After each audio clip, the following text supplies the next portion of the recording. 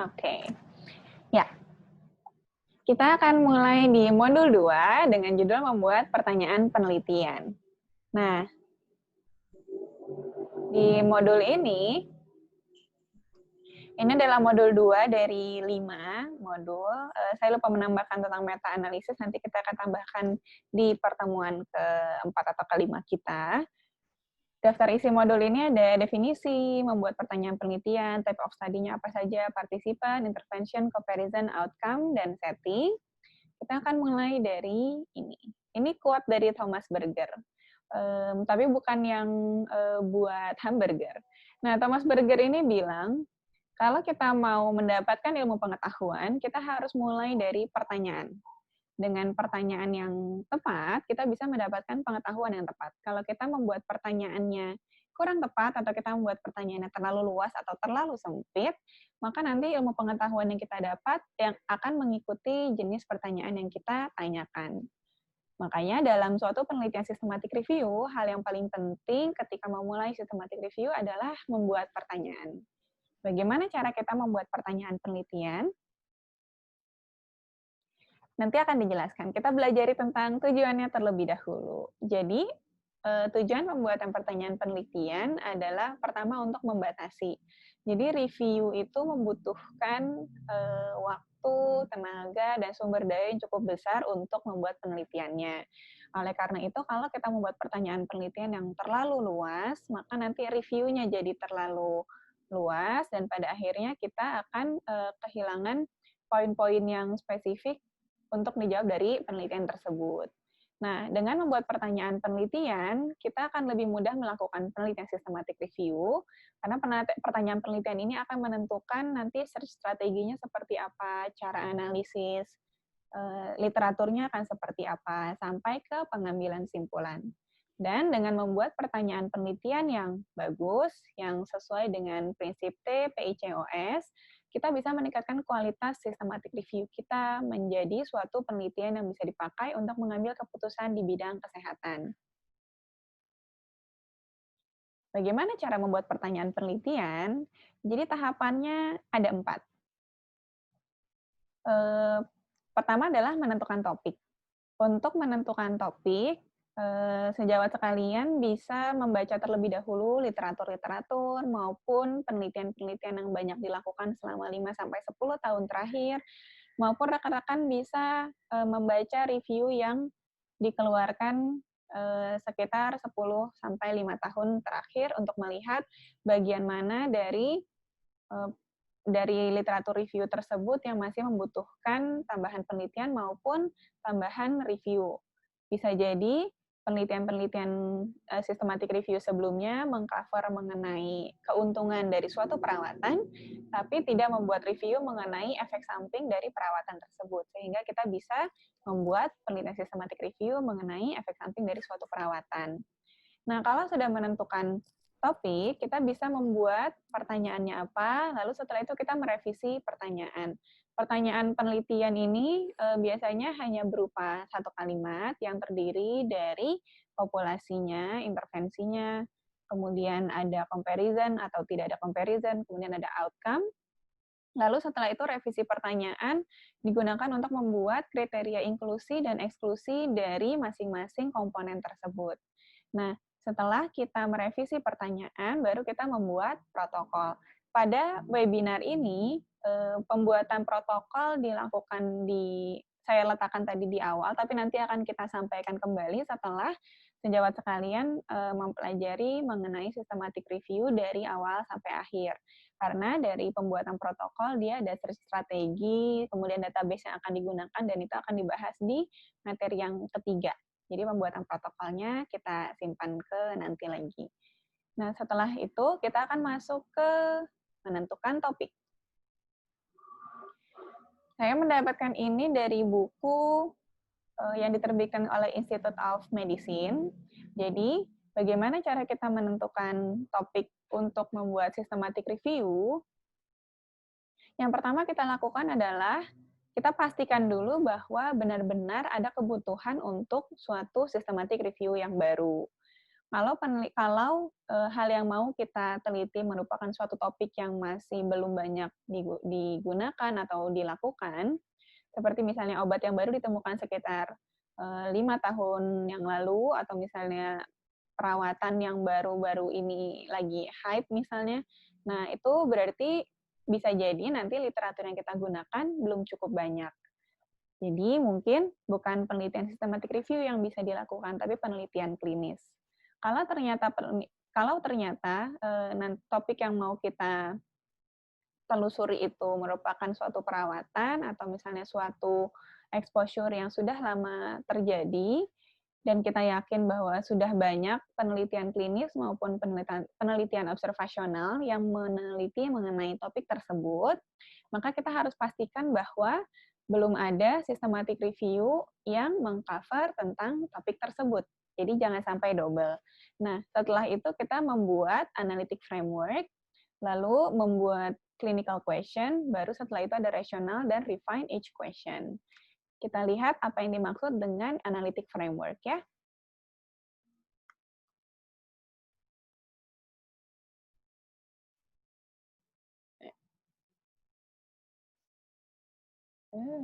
Bentar.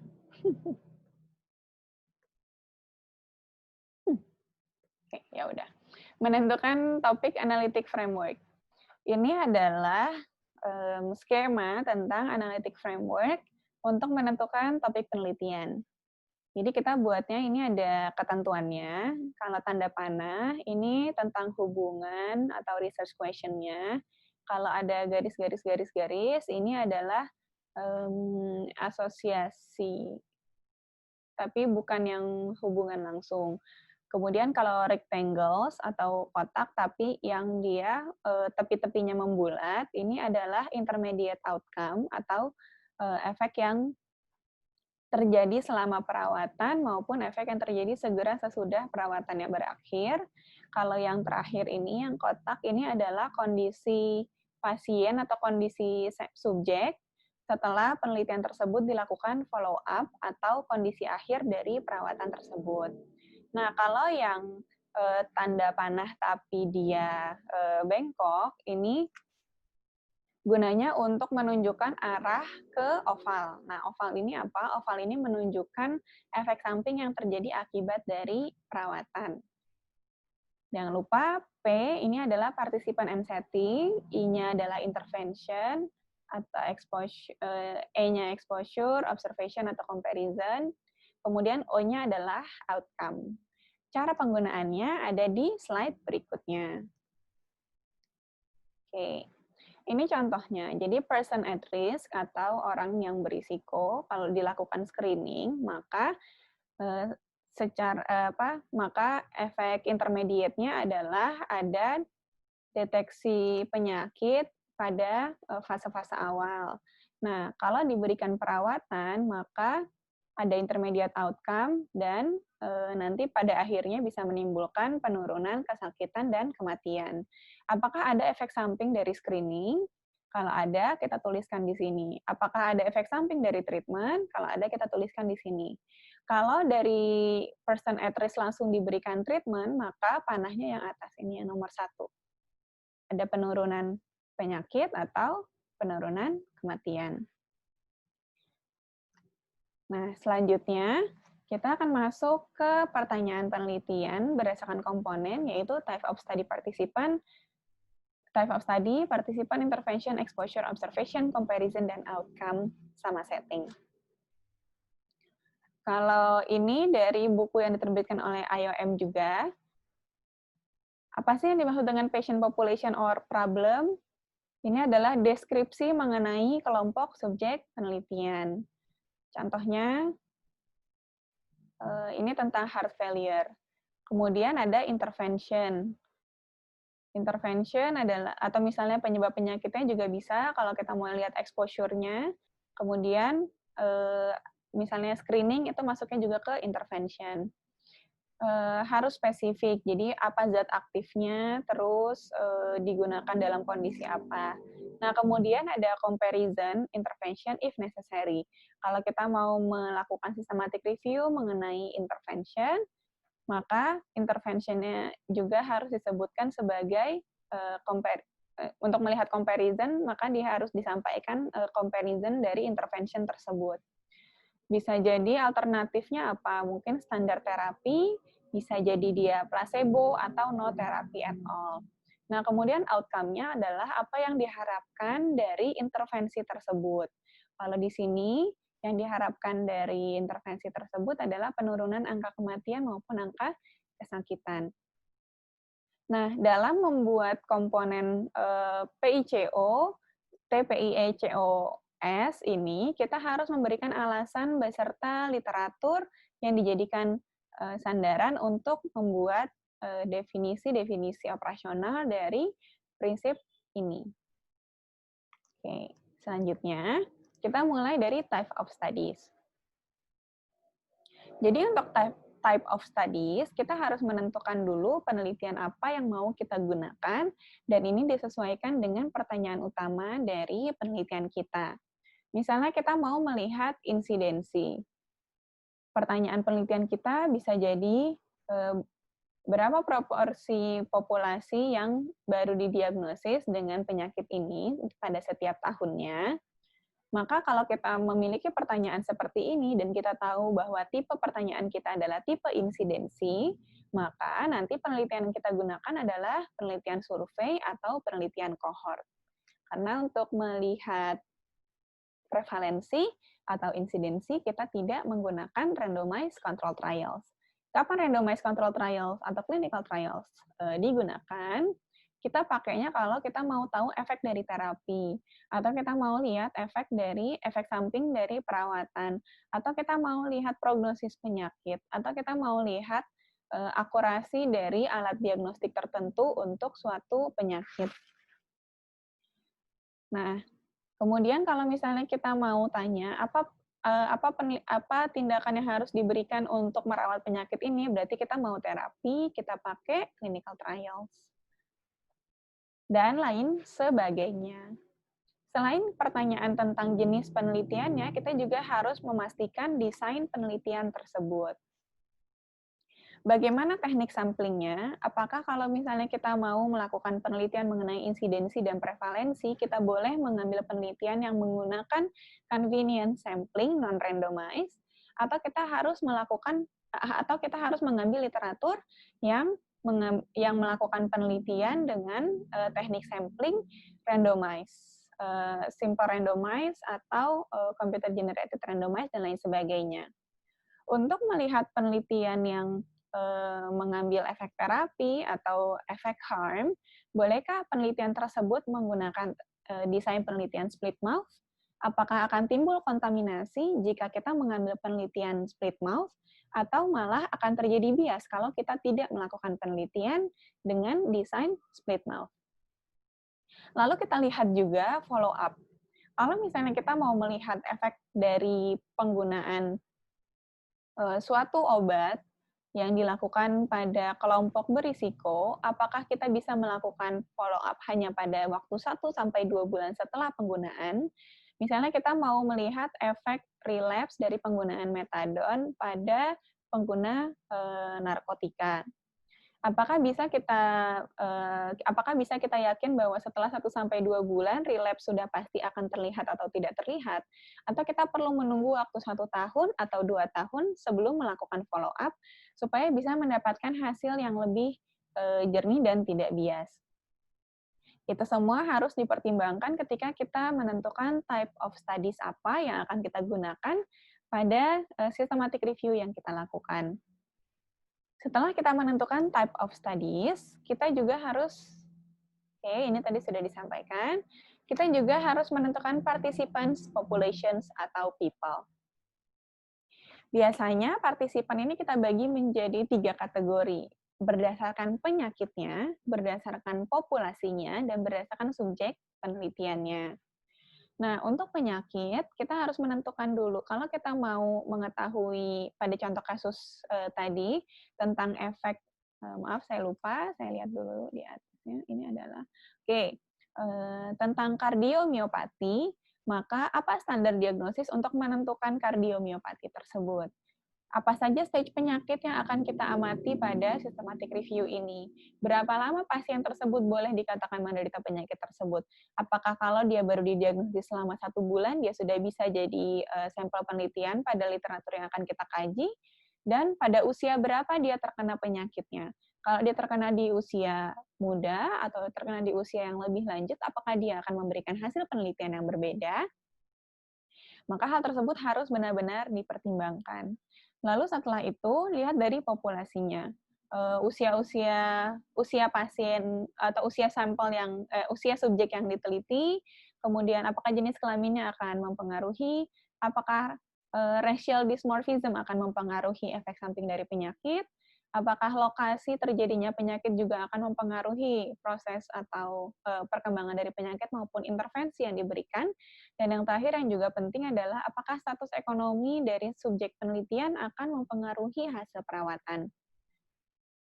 Selanjutnya, tentang subjek penelitian, kita pastikan bahwa kriteria inklusi maupun eksklusi dari studi yang akan direview tidak saling bertentangan.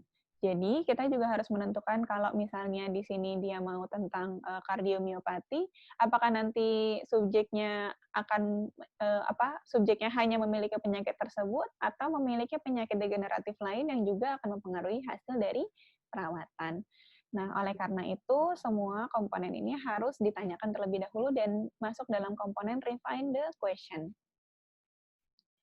Selanjutnya, kita ada intervention, exposure, atau observation. Kalau kita lihat dari intervention, ini fokusnya biasanya ke obat-obatan maupun jenis perawatan. Kapan mulai pengobatan tersebut? Berapa lama pengobatannya diberikan? Lalu, jika kita membicarakan mengenai bahan aktif, apakah bahan aktif tersebut dipengaruhi oleh perusahaan yang membuatnya atau tidak? Ini masuknya ke merek. Sediaannya bagaimana? Apakah diberikan per oral, intravena, intramuskular, atau diberikan secara topikal? Apakah akan ada perbedaan dari konsentrasi maupun dari farmakokinetik maupun farmakodinamik obat tersebut di dalam tubuh? Dan apakah efek sampingnya merupakan sesuatu yang bisa dilihat pada saat tersebut atau tidak. Nah, kemudian kalau kita melihat dari penelitian observasional, biasanya komponen yang kita lihat adalah tentang exposure. Misalnya kita mau lihat pengaruh dari penggunaan air payau sebagai air minum dengan kondisi DMFT misalnya. Berarti kita harus pastikan dulu di air payau tersebut apa yang membuat dia bisa mempengaruhi kondisi DMFT di rongga mulut. Mungkin ada kandungan fluoratnya atau ada kandungan mineral alami yang lain. Nah, kapan mulai terkena paparannya? Apakah pada saat subjeknya masih kecil karena dia sudah lama tinggal di sana, atau misalnya baru saat di usia dewasa? Berarti kita harus melihat nanti si exposure-nya ini yang terjadi di usia dewasa. Lalu jenis paparannya apa? Apakah dia air yang diminum secara rutin? Jenis paparannya apakah dia diminum atau hanya dipakai untuk menyikat gigi? Kemudian apakah kondisi tersebut diobati atau dibiarkan? Jadi apakah si subjek penelitiannya nanti yang diteliti tersebut melakukan perawatan ke dokter gigi atau tidak dalam mendapatkan exposure tersebut. Kemudian paparannya langsung atau tidak langsung. Kalau ini biasanya yang kontak langsung dan tidak langsung ini pernah untuk penelitian mengenai efek dari paparan asbestos pada keluarga pekerja. Jadi paparannya ada yang langsung, ada yang tidak langsung. Nah, ini harus dipastikan dulu sebelum kita lanjut ke tahapan berikutnya. Selanjutnya adalah comparison. Ini boleh ada, boleh juga tidak. Kalau misalnya kita mau lihat comparison-nya, berarti ini adalah perbandingan dari intervensi atau paparan. Kalau untuk intervensi, apakah no treatment bisa dimasukkan sebagai penelitian yang akan kita teliti? Apakah hasilnya tidak akan bias kalau diberikan no treatment sama sekali? Atau apakah kita memberikan placebo pada pasien di literatur yang kita teliti? Atau untuk lebih etisnya, diberikan perawatan gold standar terhadap subjek-subjek penelitian. Nah, sama untuk comparison, kita menggunakan prinsip refining the question yang sama kalau comparison-nya adalah dari intervensi maupun dari observasi. Yang terakhir adalah, yang kedua sebelum terakhir adalah outcome, yaitu efek dari intervensi atau paparan tersebut. Pertama, kita harus memastikan untuk siapa nanti hasil dari systematic review ini. Kalau kita mau membuat systematic review untuk dibaca oleh pasien, pasti pasien mau tahu sakit nggak ya kalau dikasih perawatan ini, terus kalau sakit nanti sembuhnya berapa lama, kemudian apakah akan menimbulkan bekas atau tidak perawatan tersebut. Kemudian untuk obat-obatan, bagaimana efek yang dirasakan oleh pasien ketika obat tersebut diberikan, apakah apakah pasiennya menjadi lebih berkeringat, atau pasiennya menjadi gemetar, atau pasiennya merasakan pusing, atau dan lain sebagainya. Kemudian kalau untuk kesembuhan, berapa lama sembuhnya, dan lain sebagainya. Nah, kalau kita mau membuat systematic review ini untuk operator, maka kita harus tahu kira-kira apa yang diperlukan oleh dokter untuk mengambil kesimpulan kesehatan dari perawatan itu. Apakah perawatan tersebut mudah untuk dilakukan? Apakah risiko kegagalannya lebih tinggi? Atau apakah ketika melakukan perawatan tersebut butuh waktu yang lebih lama atau tidak? Nah, jadi pastikan dulu untuk siapa systematic review ini kita buat. Systematic review yang baik, yang bagus adalah jika dia bisa dibaca baik oleh operator ketika untuk mengambil keputusan di bidang kesehatan, maupun oleh pasien yang akan menerima perawatan tersebut. Relevansinya, apakah outcome tersebut merupakan suatu hal yang sering dipertanyakan oleh para pembacanya nanti. Kemudian waktu pengukuran outcome-nya. Apakah bisa melihat efek dari penyakit dalam waktu 1 jam setelah perawatannya selesai, atau kita harus menunggu 3 bulan dulu atau 6 bulan. Kemudian standar pengukurannya apa? Kalau untuk yang tadi contohnya kardiomiopati, penurunan rasa sakitnya menggunakan indeks apa? Kalau untuk yang tadi efek dari air payau pada konsumsi sehari-hari, itu standar pengukurannya apakah mau pakai Dean Fluorosis Index atau mau pakai DMFT atau apa? Dan hasil yang diukur nanti akan disampaikan dalam bentuk apa? Apakah dia data dikotomi seperti ya atau tidak, atau dia merupakan data yang bisa ditabulasi. Dan yang terakhir adalah analisis datanya. Kalau penelitian yang menggunakan komparasi, apakah nanti kita bisa melihat analisis statistik yang berhubungan dengan literatur tersebut atau tidak? Apakah menggunakan SPSS? Apakah dilakukan oleh ahli statistik atau tidak? Itu juga merupakan pertanyaan yang penting untuk memastikan keabsahan dari data outcome penelitian. Dan yang terakhir adalah setting.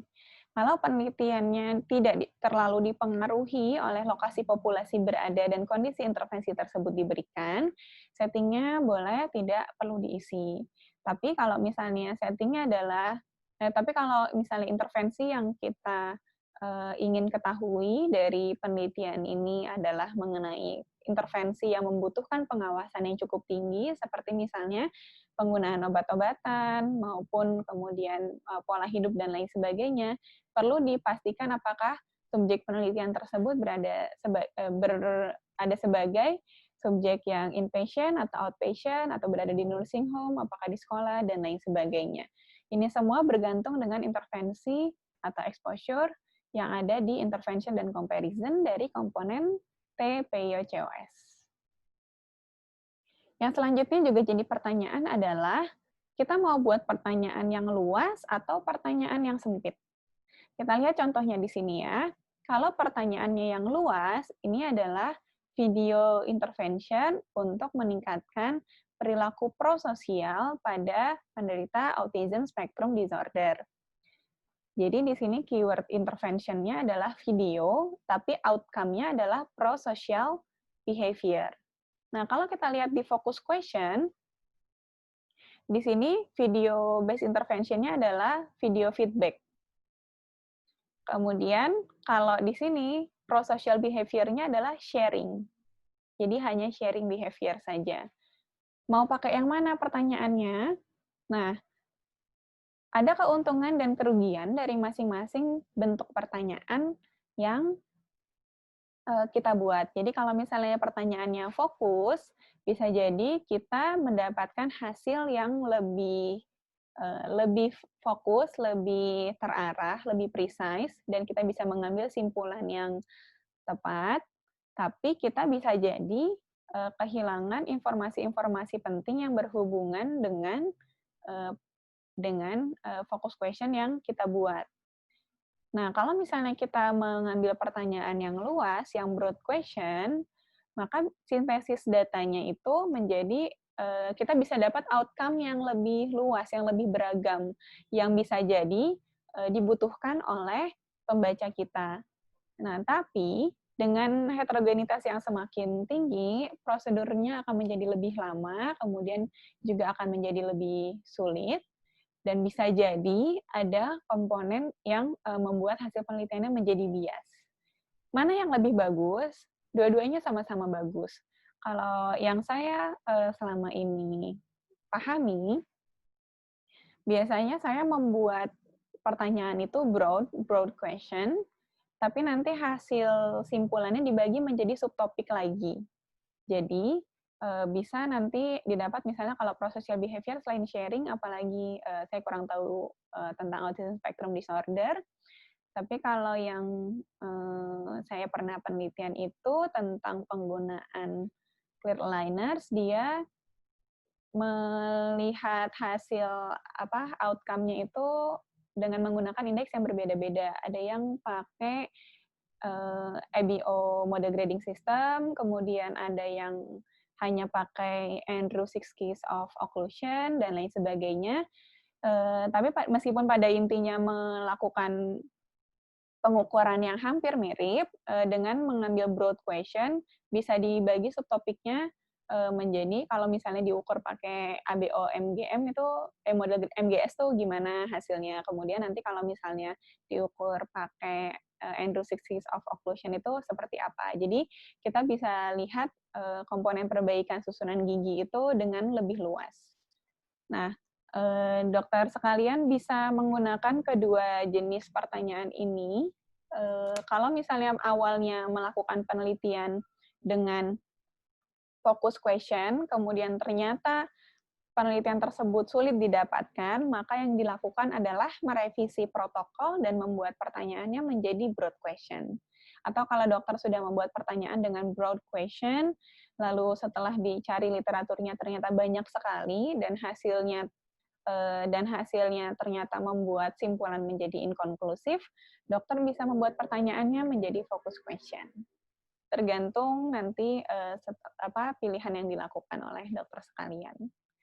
Nah, tadi saya sudah menyampaikan mengenai teorinya. Sekarang kita akan coba membuat membuat pertanyaan penelitian dan merevisi pertanyaan penelitian tersebut.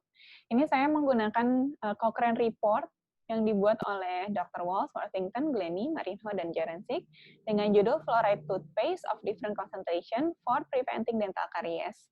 Ini diterbitkan pertama kali tahun 2010, kemudian diupdate tahun 2019.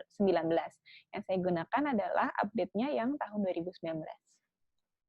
Nah, contoh topiknya adalah efek dari perbedaan dosis pasta gigi berfluoride untuk pencegahan karies bagi anak dewasa dan lain sebagainya.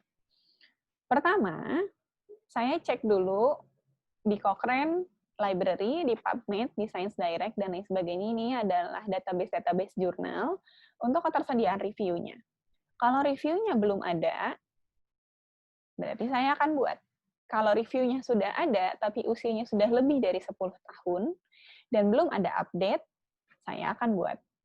Kalau sudah ada, kalau reviewnya baru-baru ini dilakukan, tapi masih ada aspek yang belum terjawab, berarti saya akan buat review tersebut.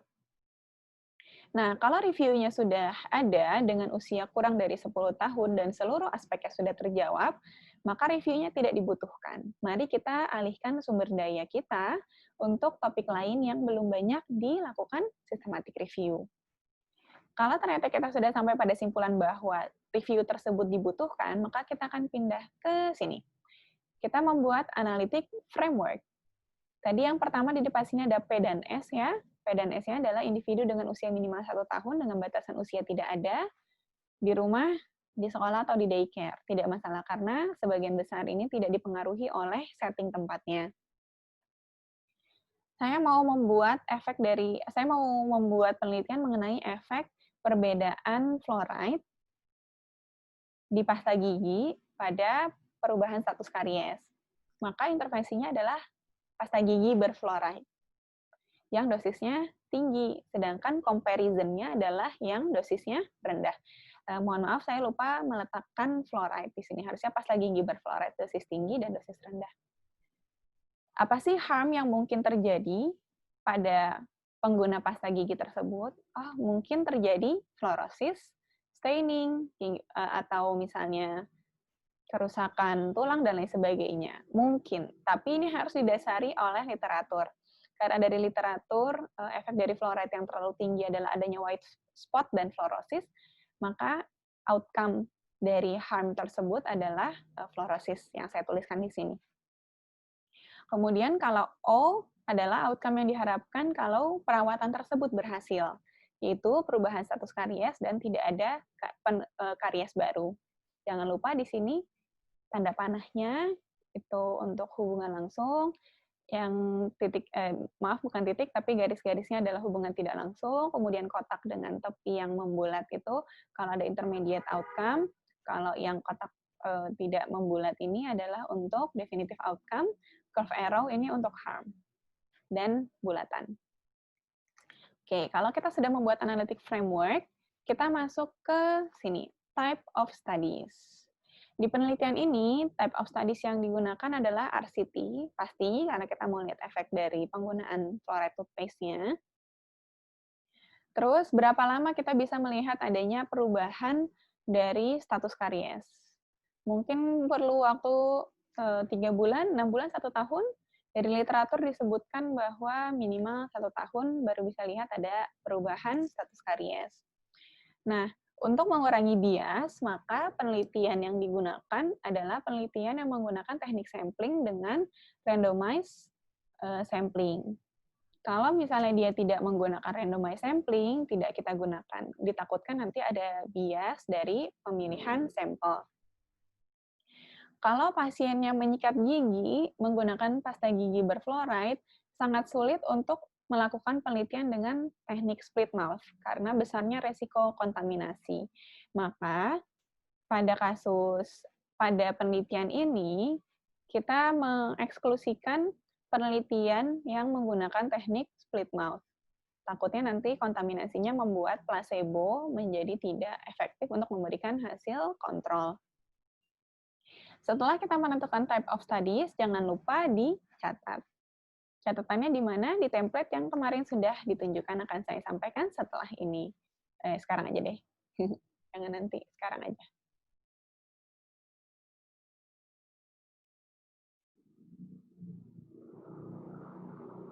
Oke.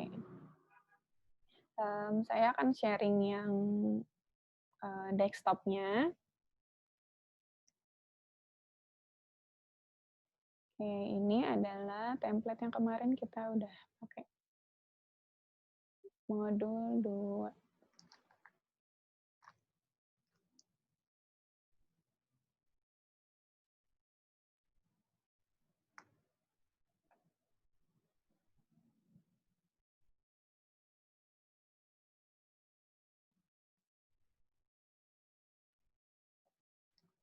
Oke, berarti kita tuliskan nanti di sini.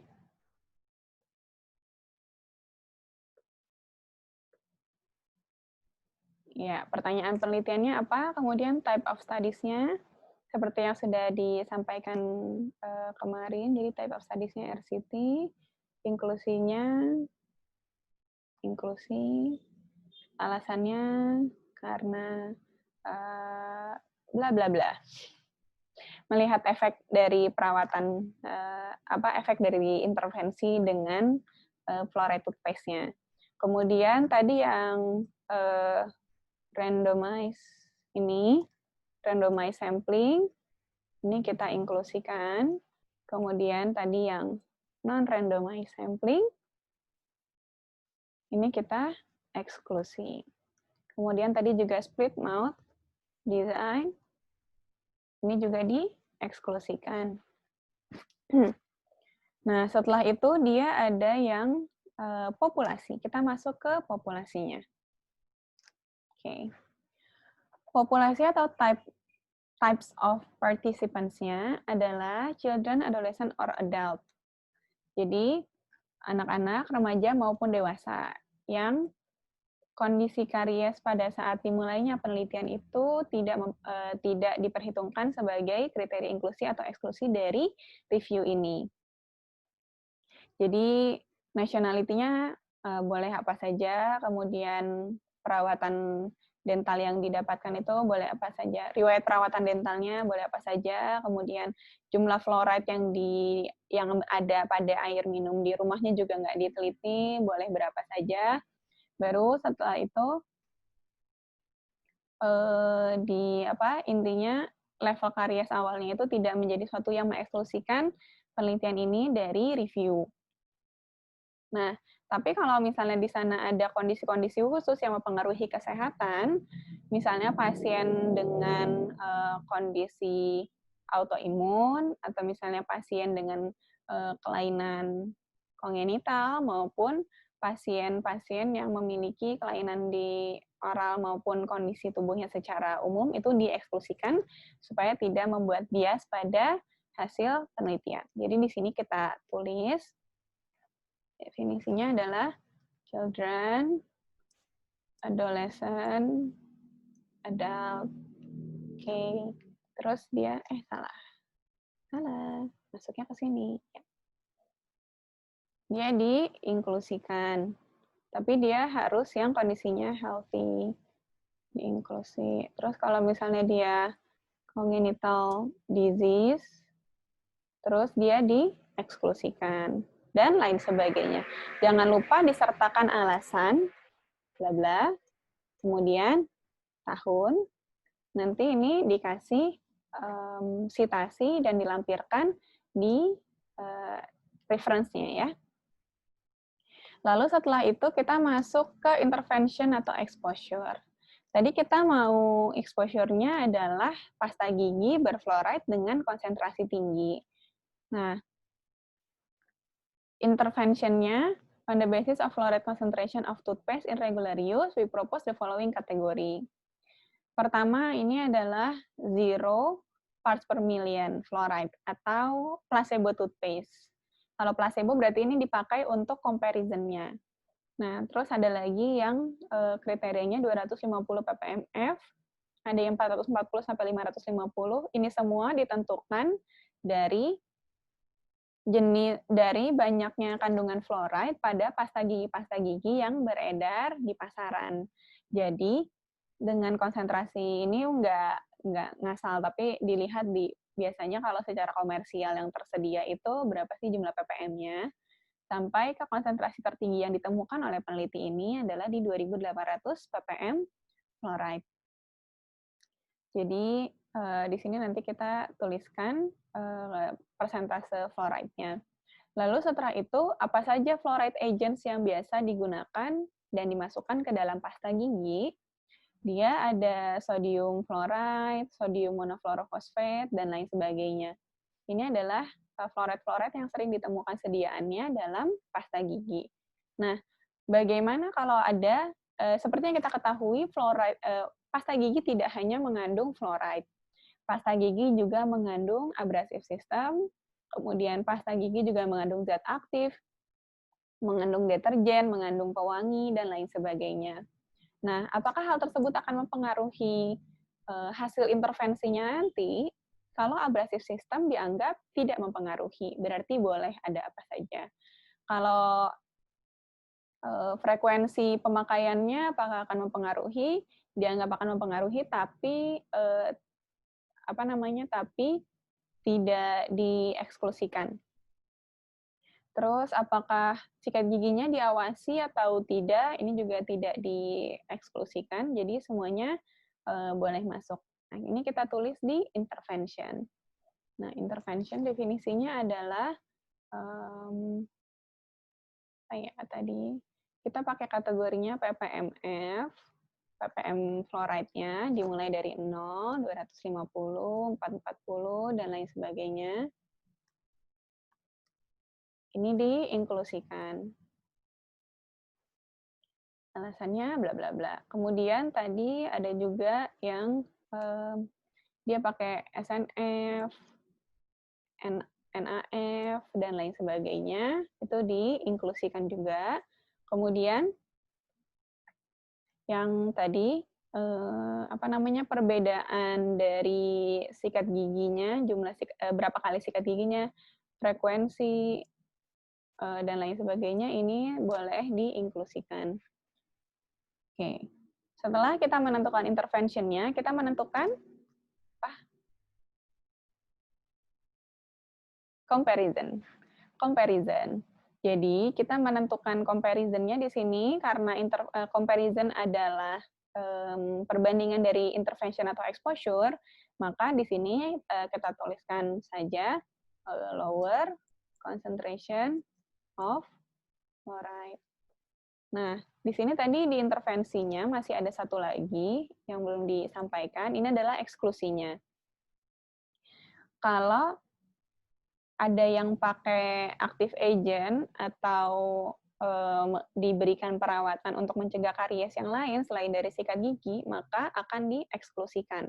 Misalnya ada yang diaplikasikan fluoride varnish atau disuruh berkumur dengan fluoride mouthwash dan sebagainya, berarti dia akan dieksklusikan. Terus kalau misalnya ada bahan aktif di pasta giginya gimana? Kita lihat dulu apakah kedua kelompok mendapatkan bahan aktif tersebut. Kalau misalnya keduanya mendapatkan, maka dia akan diinklusikan, tapi kalau hanya satu kelompok saja yang diberikan zat aktif, maka penelitian tersebut akan dieksklusikan. Kita tambahkan tulisannya di sini. Jadi ini varnish sama mouthwash ini dieksklusi. Tapi kalau misalnya dia active agent for both group, ini inklusi.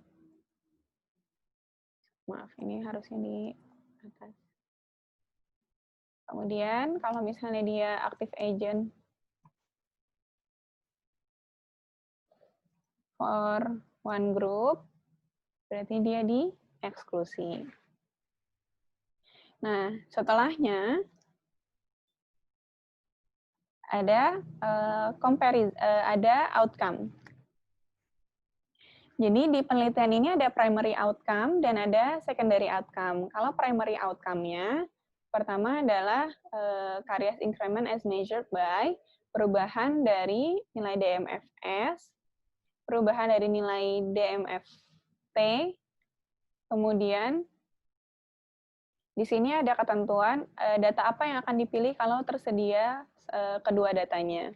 Jadi dia akan pakai data DFST dibandingkan data DMFST untuk melihat kombinasi dari gigi yang erupsi, yang sedang erupsi dan yang sudah erupsi.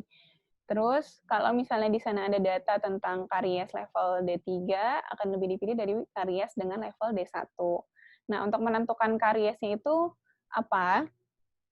Karies didefinisikan sebagai lesi yang terlihat secara klinis dan secara radiografis terlihat pada radiologically recorded at the dentin level. Nah, kemudian pengukurannya dengan menggunakan apa?